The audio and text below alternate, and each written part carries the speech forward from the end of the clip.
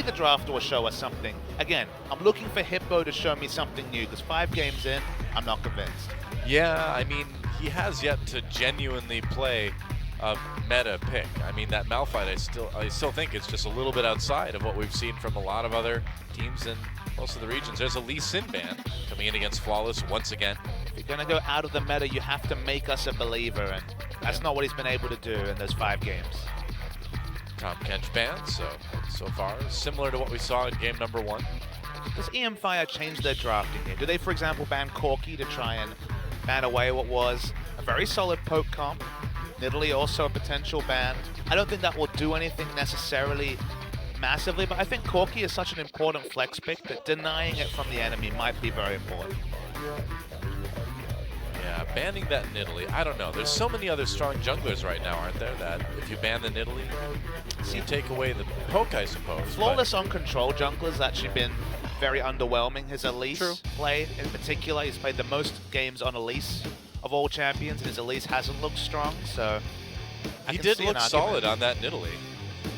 They have to decide what they're going to ban now. It's going to be Rise. The champion that fell through picks and bans. Crazy, isn't it? 100% pick ban until last game when nobody wanted to play the Rogue Mage. There is now only one champion who's been 100% contested. I bet you can guess who it is.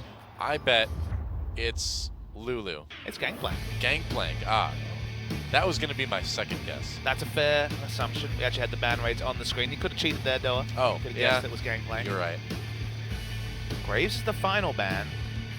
Interesting. So Flawless definitely doesn't play it if they're banning it on both blue and red side. Right. Unless Hippo's been spamming it in top lane, I guess it's a possibility. Well, at least there's a flex pick with the first pick. Lissandra gets through, so mFire will grab that. But still leaves a lot open, and it does leave Alistar open for Secret. It was important enough for SBENU to take that they first picked it over everything else last game. Excuse me. And I gotta say, with the way Secret played on that champion, maybe it would have been worth taking that away.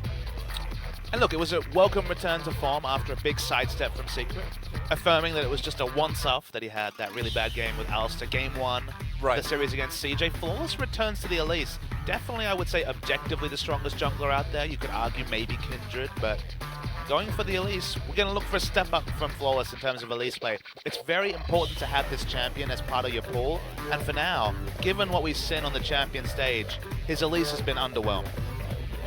Yeah, we'll see if he can pick it up. I mean, I suppose this is probably one of the best matchups to get some experience with it in. Lucian Thresh, a very strong lane taken by EMFire. I mean, so far, pick on both sides. Alistar, Elise, a pick duo. Lissandra, Thresh, the same. So no team is committed to a definitive playstyle just yet. Poppy's 3-0 in Champions so far and is locked in. Okay, probably going to be a top lane Poppy. Yeah. We did have that swap over to Soul for SBENU, away from Soar. So bringing that Poppy, which has been really strong worldwide.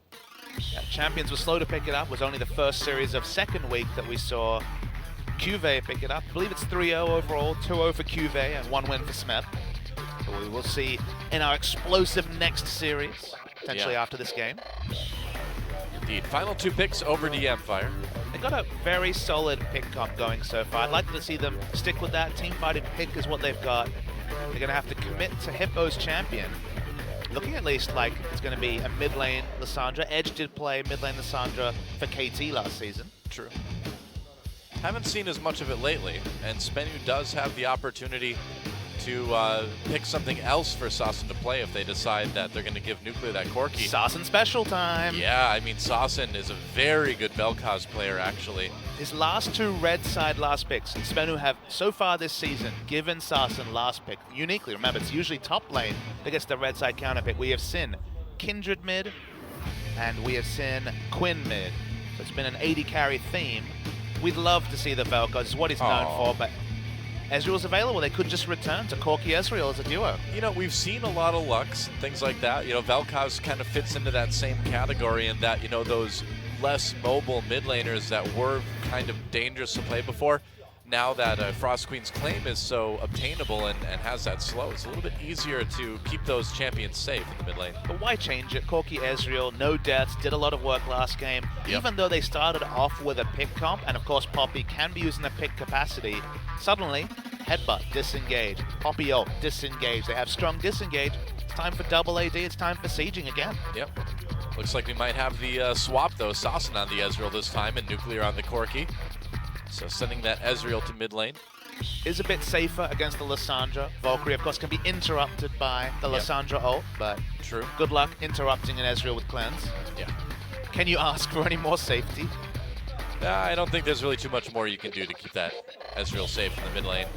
So SBENU, you know, with more poke, a solid front line, and that may be what it takes to get some more quick sieging action done like they did in game 1. But we can be hyped. Hippo is on a meta champ.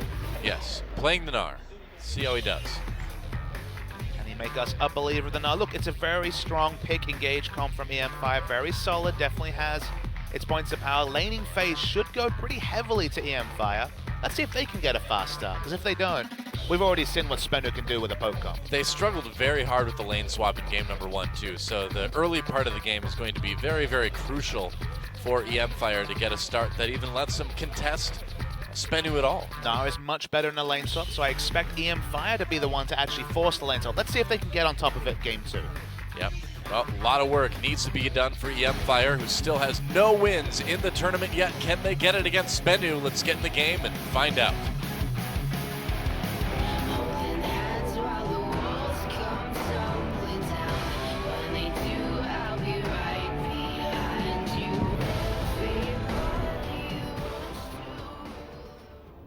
Rule the what? Rule the what? We'll never know. Welcome back to Summoner's Rift once again. Game number 2 between EMFire and SBENU. SBENU with a very, very quick win in game number 1. I think that was like a 33-minute victory. Just kind of rolling unopposed through all those turrets with a poke comp, and now they're back again. I feel like if OGN are going to commit to that particular shortcut of the intro between games, they should just pipe in Rift at the end there. Yeah, might as well. We just get Monty to record that too. Yeah, just get him to Rift. Robo Monty. Yep. Everybody wants to rule. The pause. Rift. Sadly, a pause. I lose it whenever Monty says Coca-Cola League of Legends champion. Like, I can't take it. I can't keep a straight face and hear that. For any of our American fans, unclear as to what that particular snack is. Think Bugles. Very similar. Yeah, that's true. I've heard it's even like the officially licensed Korean version of that snack. Oh, really? I can't verify that completely, so don't take my word for it, but that's just what I've heard. Sasson seems pretty stoked in the booth. Always seems to be in a good mood. Yeah, well, He a didn't win get- like that would put me in a good mood, that's for sure. He didn't get to pick his Velcros, unfortunately, so Well, I am relieved, Papa Smithy, because I thought this series was going by way too fast. Okay. I'm glad we've got a pause so we can just savor it a little bit more. gotta savor the SBENU when you can. That's right. Who knows how long they'll be around. Style, savor, SBENU. I don't think they have the money to record those ads anymore, though. I don't know. I don't know what's going on.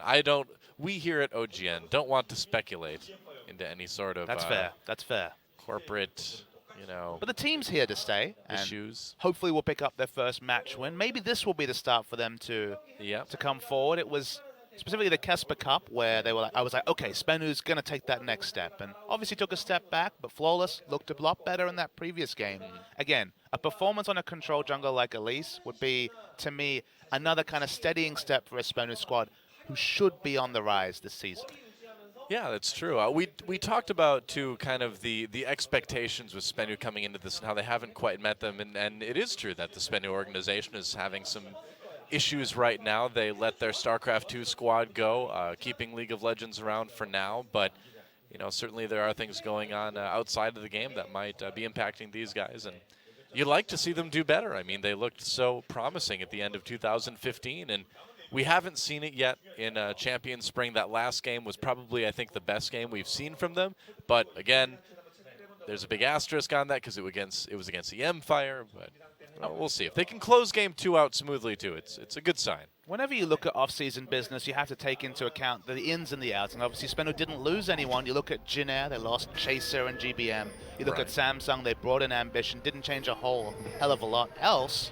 It was easy to say, okay, SBENU, they're going to be the ones to move from that middle of the pack and start threatening the top 5.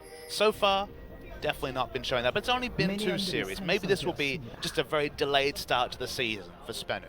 They've got time. What is that dance? Oh, I know, it's from an anime. It's from...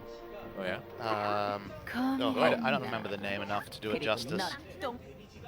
The Melancholy of... What? It's from... That's the name of the anime? That's the start of it. I forget the name. It's the character's name. I have no idea. Someone will tweet at us and remind us. Contrary to popular belief, I don't actually watch a lot of anime. Me neither, but I did know that fact. I only watch the really good ones, like Cowboy Bebop, best one ever. Now on Blu-ray. Oh yeah? Yeah. Well, I didn't know that. Thank you for telling me. Exactly. That's actually a hard sell to you, not to the audience. If I had anything in my apartment that could play Blu-ray discs, maybe I would consider getting it. You have an Xbox One. Oh, that plays Blu-ray? I think so. Maybe I'm wrong on that. Physical media. What is this? 2010? That is a fair point. Come on. Blu-rays.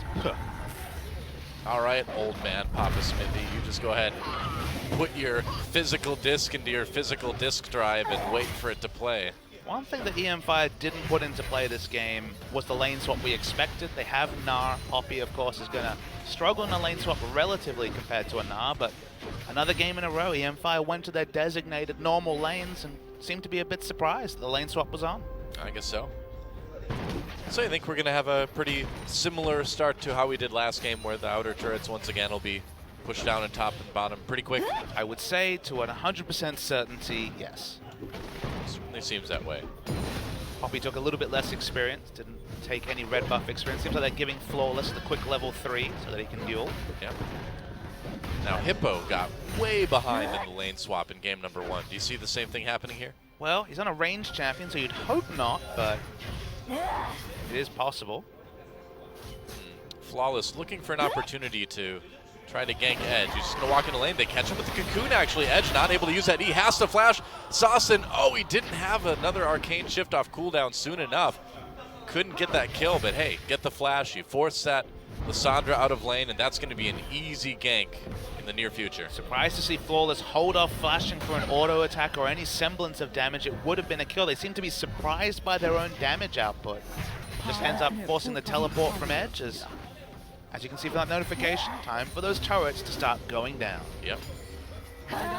Now, will they be able to gank mid lane again? Now, how far up will Edge decide to go? He shouldn't go too far, but if he does, a flashless Lissandra is a pretty easy target.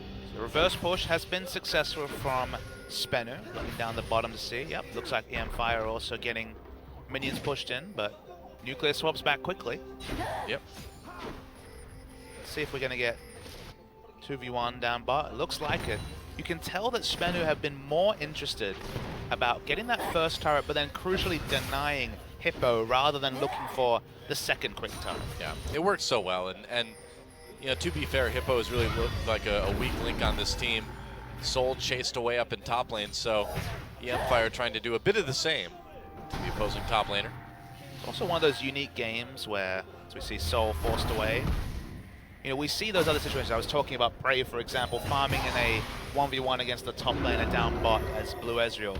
In games where there's a lot of kill pressure mid lane, that's a good scenario for something. But in a game like this, where Alistair is a very strong roaming support, but has a level 5 Blue Ezreal in the mid lane who has not even tier yet, you're more incentivized to hold down rather than try and isolate that mid and get ganks off around the mid lane. I suppose. Well, nobody's perfect. Get those turrets, Doa. Yep. Well, I'm not getting them. I'm casting, I'm not playing, so. And look, Hippo's found some CS, so already big improvement. A little bit. A little bit. He was way behind last game. And Soul has the world's quickest Swifties. Yep. Doesn't have any combat stats whatsoever, just movement speed. I mean, Poppy's pretty tanky on her own, and she's got a decent amount of damage as well.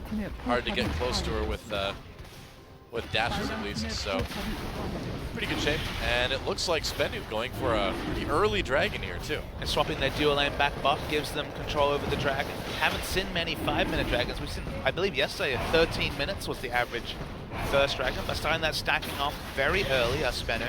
I like this with poke comps especially, just because of course poke can miss their window if some things go wrong in the mid game, but if you have a backup win condition of 5th dragon, AD champions, specifically ranged ADs, are the best in the game at proccing all the benefits you get from the 5th dragon buff. Certainly.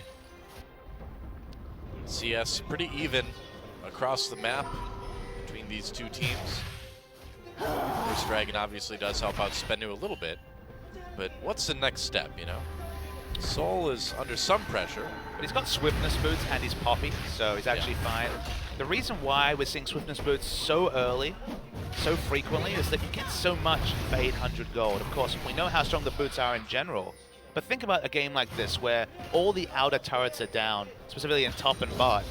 You're going to get ganked all. You're going to have to overextend for farm. You're going to walk into experience range with that 65 movement speed that much more. When you get ganked, inevitably, you're going to be that much better at getting away. He's buying more safety with flat movement speed than he would with a Ruby Crystal. Yeah, pretty much. And that's what makes him not too afraid to push up. You know, we don't see SBENU going for that Rift Herald as much. Oh, Secret getting caught here. Guger and Soul trying to make a play. Secret getting very, very low. No ultimate yet, just level 4. Soul takes a big amount, well, not a big amount, but some damage from Nuclear anyway. He's expecting a bit more. But Secret escapes, so all's well that ends well for SBENU. Seeing that BF sword damage coming through from Soul. He could have gone crazy, but he would have just traded flashes with Alistar, which of course is to the disadvantage of Alistar. Wow, blue buff stolen by SBENU. Wow. Sawson grabs that with the 2-shot barrage before Edge can get there. It shows you how little pressure there was on the map that they could even just ult steal it for the mid laner rather than have to give it to someone else. They have 2 pink wards on the top side of the map, 3 pink wards, but no control over their blue side blue buff. Yeah. Guess they're just gonna have to give that one up. Well, seems like it's a trade. Yeah. I suppose. Both teams playing around where they had multiple members, but crucially EMFire not playing around where they had vision, and now they lose 2 pink wards. They should have moved their vision line with where they were actually planning to put their members. And now SBENU, here we go. You spoke about this. Yeah. Usually we see the dragon answered by the Rift Herald. Of course, it was very early and it took them by surprise. The fact that they're getting both means that EMFire just weren't playing around their vision. They had double pinks around top, then kind of abandoned top lane. And so they lost their vision, they lost both buffs, and they just traded blue buffs. So overall, a big strategic win for SBENU. Yeah, they're going to give that buff over to Flawless again. Second game in a row, they've given that to the jungler. Moves fast now, though. He does, and he can recall fast too, I suppose. So why not? Should be wave clear in mid. Question now is, what does the top lane matchup look like, where Hippo has the combat stats and Soul is slightly behind in CS and just has the boots? Can we see Hippo actually put in a strong shift against his opponent top laner? Well, we'll see what Soul buys. He hasn't been back for a while, so I've got a feeling he's going to get some decent items. Yeah, just picking up that Bomby Cinder straight up. The thing about Poppy is that although she was given some wave clear with the change, of course her Q is now fairly short range wave clear, she still struggles to match wave clear, specifically with Mega Gnar, where Gnar gets actually quite a lot of wave clear. Yep. So Sunfire Cape has been a very common pickup for Toppy, as Montecristo likes to call it, to match wave clear where possible. Yeah. EMFire, I mean, it seems like they're getting more done and that they're putting more pressure on the map already in this game than I think we saw in all of game 1. But just consider this. SBENU picked up a Dragon, a Rift Herald, so they spent more time out of lane than EMFire, and they're still ahead in gold. That's the unpredictable part. That's a good point. That's a good point. And that's not from objectives, that's purely from CS mechanics. Crush. Getting the Grump. Get him to the Grump. That's right. You got it. And oh boy. Uber finds Nuclear, grabs him with that death sentence. Nuclear's going to use the package to dive out. TP's coming in from both sides. Flawless on his own now. Soul comes in with that teleport to join his jungler. Knocks Gnar way out of there. Soul taking a lot of damage regardless. Looks like Flawless will go down. First blood goes over to Edge. That's 2 kills for EMFire, and Nuclear Still way back. Oh, I don't think that recall's going to go off in time. No, turning on to Hippo. That's a lot of damage. They forced the flash. Nuclear's like, let me recall, man. That was actually really lazy strategic play from SBENU. They only have a single teleport. Yeah. First, Nuclear face checks a brush he didn't need to, but just following that, why commit to the teleport against double teleport? They knew that Edge's teleport was up as well. There was no way to respond with as many members, and justifiably, they lose 2 members for that. Yeah, it was pretty sloppy, and after how tight game 1 was, it's kind of too bad to see it devolve to this point. But we'll see what they're able to do. Now behind in gold by about 1,500. Quite significant amount of gold goes over. Good reaction from mFire already, stepping up from last series where they were dictated to for the whole 33 minutes. Well, it is big that Hippo was able to stay in the game a little bit more, and even though Soul knocked him out first thing in that fight, it did enough that Soul was slowed down and got caught. I wonder if that's going to be the Frozen Mallet. I see a pickaxe in the infantry from now. Very aggressive. Could be. Could be. We didn't really have an idea over whether Hippo was an aggressive laner or not, just because he'd been picking off-meta tanks the whole time. Maybe he is more comfortable playing aggressively. Dragging up in less than 10 seconds now. mFire grabbing that Rift Scuttler to get a little bit of vision on it. But we'll see if SBENU can take this. They don't have teleport on Soul. Soul's right at the top of the map. He is quick, though, on the Poppy, but not quick enough. I think they're going to give this one up. Yeah, looking like they will. No True Shot Barrage, no attempt to really steal it going to be coming from SBENU. SBENU's window comes later. They're waiting for Iceborne Gauntlet and tier stacking to come through on Sarsen. So they got their first dragon answered easily by mFire.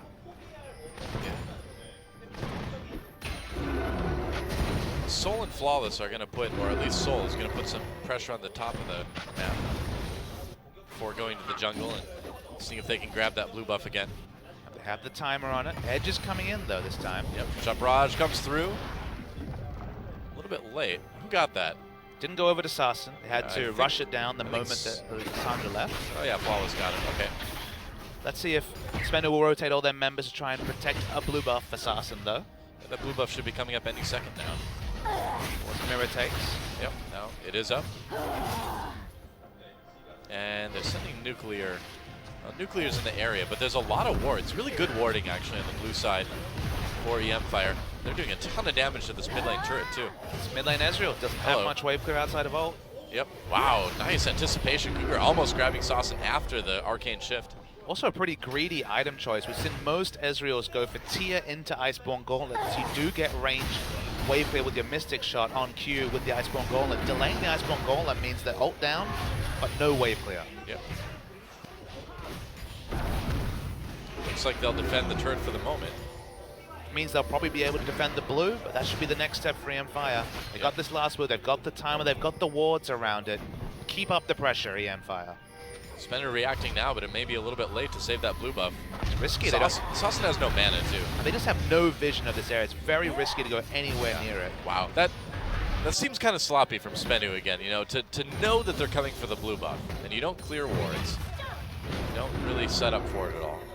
They certainly seem a bit complacent after a real one-sided series in game 1. Trying to make it interesting, I guess.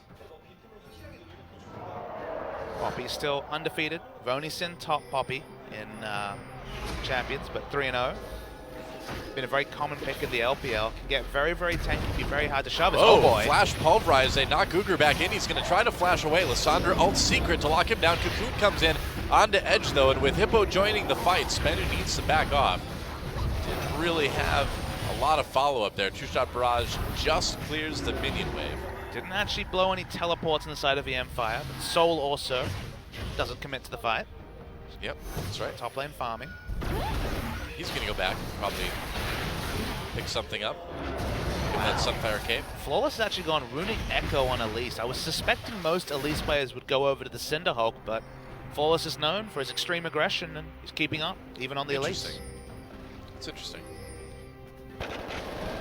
Well, Nuclear and the rest of SBENU are going to have to play from behind this game, it looks like. Yeah, it's only a hair behind, but That's probably what you deserve when you go for this Muramana rush mid lane Ezreal. Definitely doesn't have the same laning phase that Corki has, who's pretty lane dominant in most situations. And again, they've been lax on their warding, on clearing wards, on playing around power. mFire have made mistakes, but SBENU have been lax, and that just shows that we have higher expectations for SBENU, even just based on game 1. Yeah. Well, yeah, I mean, the level of tightness to the play of SBENU in game 2 is nowhere near as clean as game 1 was. So far, anyway. Rift Herald goes over to mFire. Didn't quite see who ended up grabbing that buff. I'm going to speculate that part of that laxness you mentioned, oh boy. Soul, and now Assassin nearly gets killed. Caught with that Lissandra ultimate, takes a lot of damage. Corki comes in with the package, goes on to Edge, who flashes back into the river.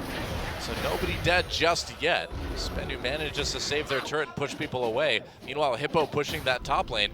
A lot of recalls going in across the board, though. SBENU have to be quick. Remember, we saw the pickaxe purchase. Nah has a lot of AD for what you'd expect. Yeah. Yeah, looks like that turret's going to get taken down. Goodbye. Bring the Rift Herald buff over. Take the mid turret. Nice rotation from mFire. Yep. Yeah, looking pretty good in game 2. Man, if I'm SBENU right now, I don't want to be the team that gives mFire their first win. No, that is not one for the record books that you want to opt into. Yeah. Again, still early days. They've made their mistakes. They've given mFire a foothold. This is probably the first time, barring maybe a little bit of game 1 that mFire debuted in, where mFire have had any semblance of a foothold in a game. Well, I think you could say this is probably the biggest advantage we've seen them have in a game so far. Actually doing well against Samsung in their debut back in week 1, but ended up just making a mistake and getting outscaled. Let's see if they can keep it together in the late game, because they just haven't had many late games to get to. Yeah. Yeah, and at this point, this one could go a little bit later, couldn't it? Definitely could. I really like the Frozen Mallet from Hippo. We were talking about Frozen Mallet in the previous game when we saw Steric's Gauge come through from Saw. This time it's Hippo on the Gnar, and he's gone for the Frozen Mallet. Obviously, between swiftness, boots, and just the general movement speed that Poppy has, it's not going to be enough to chase him down and kill him, but if you get lane control, if you ensure that with just your auto attacks, Soul is going to be much lower health when that inevitable teleport off comes, that's actually really good for the Gnar. Very true. Gets inherent tanky stats from the Mega Gnar. 20 seconds until Dragon. So mFire has put themselves in a really good place to take that. They've got all the vision, they've got all the lane pressure. And SBENU is having a really hard time right now. SBENU's warding leaves a bit to be desired, especially compared to mFire. mFire's warding tells you one thing. The enemy blue side jungle and thus Dragon are on a stranglehold. mFire, smart, they wanted to get this Dragon. And it's only a second Dragon buff, but definitely no contest barring maybe an Ezreal ult snipe. Yeah. Now he tries. Doesn't get it. Flawless just killing a pink ward. And now actually just took the friendly blue buff just because they realized that was the one thing that SBENU had the time before, the one thing SBENU had been pretty relentless controlling. It's not ideal to give it to the no-mana champion in Gnar, but it at least denies it from being stolen away by SBENU. Yeah, everybody loves CDR. It's true. Except maybe Rumble. Rumble doesn't like CDR that much. It means it overheats more. That's true. It's a good point. Everyone else, though, really big about that CDR. Really so. Crush going for that Rift Scuttler. And unless SBENU makes something happen in the near future, I feel like we're going to see a game 3 here. Willing to commit to that Whoa! just yet. Guger steals the Krug with his death sentence. Not bad. That was a level 1 death sentence. It's actually been maxing the flame. Yeah, I guess so. Just put a second point into it now. Wow, okay. Interesting. Going after the red buff now of SBENU's Secret. And Soul want to stop that. Flawless joining the party, but pretty much all of mFire is here. I don't think they can fight this. Remember the gold lead that SBENU had at this point of the game last game isn't there. Yep. Oh, for time to go to mFire. mid lane. And are they actually going to trade a tier 2 for mid? I don't think so. No, everybody turning around. Nuclear grab. Nice hook by Guger. Wow. He knew exactly where that Valkyrie was going to go. We saw him try to anticipate the arcane shift earlier. He anticipated that Valkyrie extremely well. Great hook. Tried to flash into Valkyrie and got caught nonetheless. He went for the more defensive of choices and still got punished. Really nice play from Guger. Yeah. And look at this, mFire playing well from ahead. Yeah. I guess so. Poppy doesn't have a lot of wave clear. It reminds me of yesterday's series where we saw a massive Tom Kench from Trace, but just get rotated on by the enemy just because of a lack of wave clear. Poppy only has the smallest semblance of it, so playing around the Poppy is smart, and look at this. Huh. Beautiful. Grabbed from just the edge of the Valkyrie, instantly exploded. That was really nice. It's looking more and more likely, like what you were saying, could potentially be that game 3, the dubious honor of SBENU of being the first team to drop a game to mFire. Soul here. Soul. See ya. Yeah, knocks Hippo and Crush right out of there. Poppy Ult is just the best. It is. It's really, really amusing, and of course, very strategically interesting as well. Yeah. It's something for everyone. It's the popcorn flick of abilities. The It is fun, Avengers but of abilities. You know, it's got some cool strategic choices with it too, so it's a good ult. Keeper's verdict. I like it. Well done, Riot. Legit praise from Doa for Riot. Well deserved. Yeah, so the map has opened up a little bit more for SBENU now, but they're going to have to come back mid and defend this one. You look at the wards, what exactly is the map for SBENU? They don't have much vision anywhere. The pinks have been pushed really aggressively from mFire. If this game says anything, it's that if you give mFire an inch in the early game, they at least know, on paper, how to start pushing their advantage. So far. It seems like more than anything, though, SBENU was just really careless in the early game. And kind of got themselves behind just as much as mFire got themselves ahead. You might wonder what changed, because we've noticed it's still the same AD carry or double AD duo in Corki and Ezreal, but just moving from Corki mid to Ezreal mid has lost them pressure around the mid lane. It was Nuclear reacting to everything first with the package, with just his faster reactions and movements, pushing in the wave and roaming. But first, picking Ezreal already with limited wave clear, then rushing the Mana Moon has meant that he's always been on the back foot. Lissandra's been instant clearing. They haven't been able to play around mid or any roams from Sarsen, and Sarsen has been watching as his team around him has kind of fallen apart strategically without lane pressure in mid. A little bit. It's a 5K gold lead for mFire, so it's decent, but it's not unovercomable, I should say. Oh, you're right. It's not insurmountable. Yeah. Unovercomable. That's what I'll use that term instead. Hey, sometimes people find the clean term. Oh, here we go. Corki comes in with the package. They find Cougar, misses that Flay. Easy kill there for SBENU. What can SBENU do with it? Baron is up, but it'd be very presumptuous to try the Baron when they've been behind the whole game. In terms of easy objectives to pick up, only maybe following this mid lane minion wave in and trying to get some damage onto mid, but Lissandra, one of the safest at clearing waves, especially this early in the game where a dive onto her isn't realistic. So it's just a kill, no other objective SBENU. Yeah, just spending their time pushing those lanes out on top and bottom again. Larssen has, as you'd expect, given that he rushed it, very early mirror mana. Item timings are good from SBENU, but you can see it's one of those games where when you're 3 turrets behind with a Trinity Force Corki, lets you know that you've really made some bad rotations in the early game. Things have not gone well for SBENU overall. Dragon in 30 seconds, and this is one that SBENU would like to get, or at least like to prevent the mFire from being able to take. It's getting a little bit scary now. We're just looking for vision or grouping from SBENU to show what they actually are willing to contest, what they actually want to do to get back in this game. Because for now, they've been pretty happy to give over almost every single piece of map control to mFire. They haven't really been fighting back. They haven't been pushing forward their vision. They haven't cleared any vision around Baron. Look at this, 3 pink wards from mFire on Baron. That's the one let up we just saw on your screen was giving away blue, but another uncontested objective. Gonna go over to mFire. mFire going for it. I don't know if it's gonna be uncontested though. Here comes SBENU. Secret coming in. That Dragon low, looks like they will get it. Flawless trying to go for the steal. He doesn't get it. Gets destroyed instead. Soul comes deep. Knocks somebody away, but he's going to get killed off now too. mFire winning that fight easily, and I don't know, I think it's pretty much over, Papa Smithy. I don't really see a lot that SBENU can do at this point to come back. The communication from SBENU was definitely off. Flawless went for awkward. the solo steal.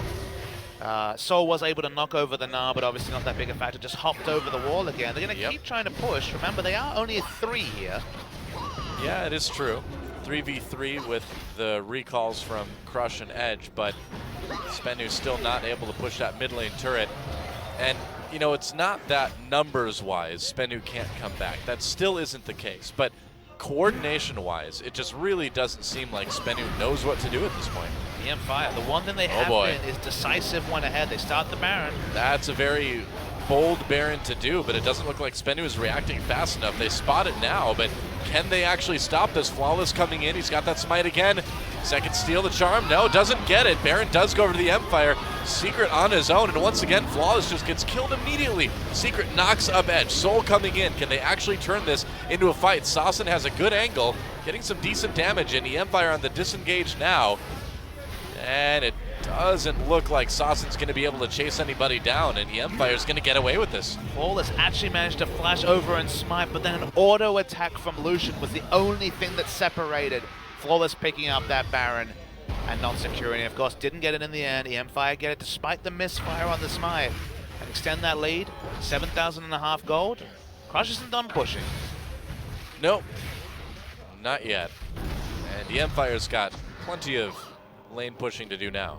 This feels like SBENU and Flawless just aren't on the same wavelength. A lot of the contest, it feels like there hasn't been clear shot calls because the team isn't committing with the decision making that Flawless is trying to make. Flawless is going for the big steal, but the team isn't backing him up. Yeah.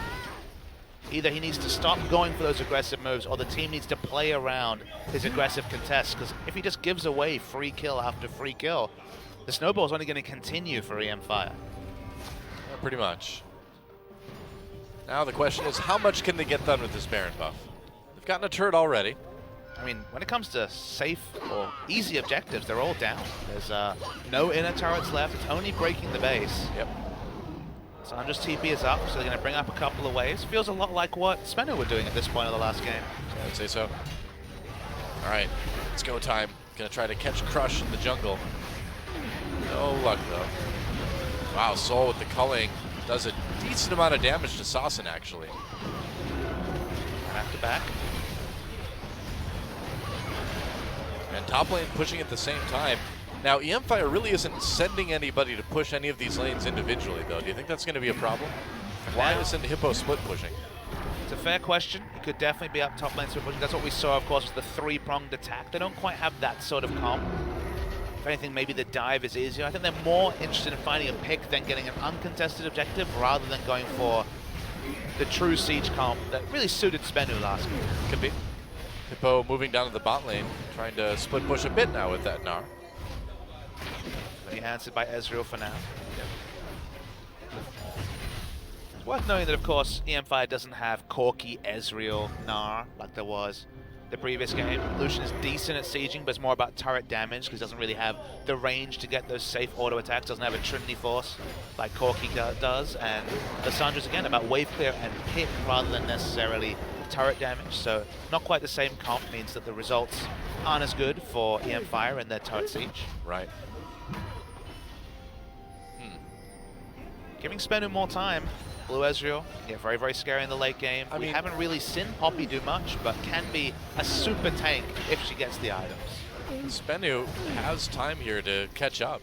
This Baron has not really gotten the mFire a lot. They've had a lot of trouble breaking the base, and I suppose this one's not over yet. Remember, if you push 3 lanes and don't get an objective, you're actually just giving gold over to the opponent.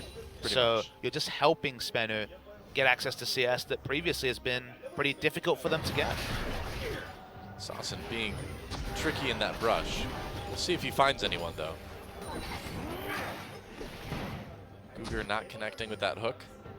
Sasson, I don't think, well, he's not seen by that ward, but they probably saw him go in there. Unfortunately, mFire just basically trading farm when they had Baron buff. Baron buff's expired, and you know, if there was a Baron buff power play, it would tell you that mFire essentially got nothing. Yep. 1 turret, that's it. Definitely on the lower end. Yeah, it's do or die time for SBENU now. You say that, but it's mFire make the force while you had, oh boy. Nuclear gets grabbed, but not a big response from the rest of the mFire. Sasson's found enough time to get back. They've definitely chunked out this bottom turret, but mFire, they need to break the base on this push or very, very shortly. Well, the sooner the better, right? Always. More time. A team that's been denied, held down in SBENU. Pack up the items, and then it could just be a single one team fight, a 45-second death timer. Add a second team fight win, and that's the game over from a SBENU perspective. Pretty much. So punishing to die, and this is why we saw some of those mammoth games yesterday, Doa. Dying from the 25 to 40 minute mark is super, super punishing compared to what it was in the 2015 season. Yeah, I mean, people thought the games are going to close out faster, but it's just making people play even safer. Saucin gets grabbed while they try to take that dragon. That's going to be the engage from SBENU right now. Cougar push on the outside of the fight. Soul very low, has to duck out the back of the dragon pit. This may be a good fight for SBENU. Oh, never mind. Wow. Big Gnarled from Hippo hits 4 people. Flawless, still able to zone the AD carry away. And that's going to give SBENU a chance to turn this fight around yet again. Hippo's tanky, and they won't be able to quite catch him. But they barely stay out of this fight, or they barely come out of this fight without losing. They're still going, though. All right, looks like they're going to get the dragon. Man, that was about as close as it gets. That was a great Gnar ultimate from Hippo, but they chunked out Soul enough that mFire wasn't able to get the damage done early on in the team fight that they needed. That was the first highlight reel clip from Hippo in his competitive life. Of course, a very short one, but this is a fight that should have gone squarely over to SBENU. They did everything right. Soul leaves this fight with no health. He's not involved after channeling the tunneling. This should have been a cleanup from both AD carries, both of them freely ulted, but what a 4-man Gnar ultimate. And it would have been good if Lucian was there. Yeah, but he really bought them time. Remember, this could have been a turning point for SBENU. Now it's only the smallest advantage, just a second dragon pickup for SBENU. So good job to Hippo, sparing the blushes of his teammate. Yeah, it kind of unlocks SBENU on the map, though. They were able to get some of their own wards down. They were able to clear out some of the wards from mFire. So even though they didn't necessarily get any kills that fight, they got the dragon and they got a new lease on life as far as map control goes. Well, they're still 10,000 gold behind. Yeah, the big issue is that although the gold lead hasn't extended massively, it's still very much present. You can see the CS among everyone basically the same. It's all about the turrets and every other advantage that EMF have been able to pick up rather than any sort of CSing mechanics. Pretty much. In season 2015, these lanes would have been deep frozen. SBENU wouldn't be able to pick up the CS. There would have been CS advantage to go with everything else, and you can do the math. That would mean a 15 to 18,000 advantage, not just the mere 10,000, which is massive, but could be much bigger in a different season. Yeah. mFire still trying to put on the pressure.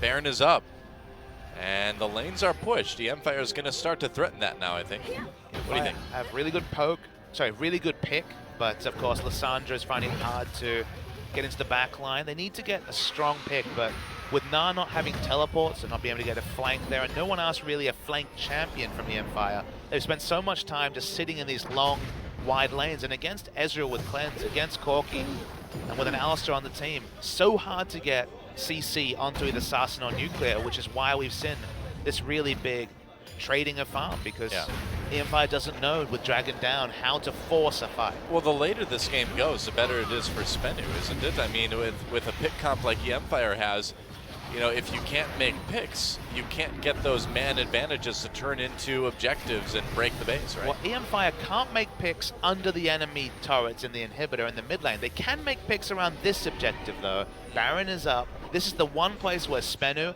will actually be obliged to fight. Baron time. EMFire going for it. SBENU already there, though. They've got vision.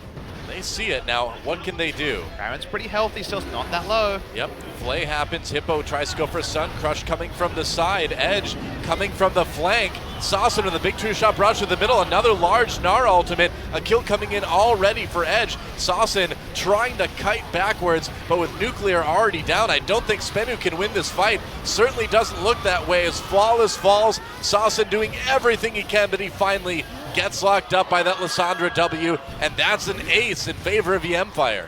Really nice teleport from Edge. They had the perfect ward spot. We talked about the fact they couldn't get a pick.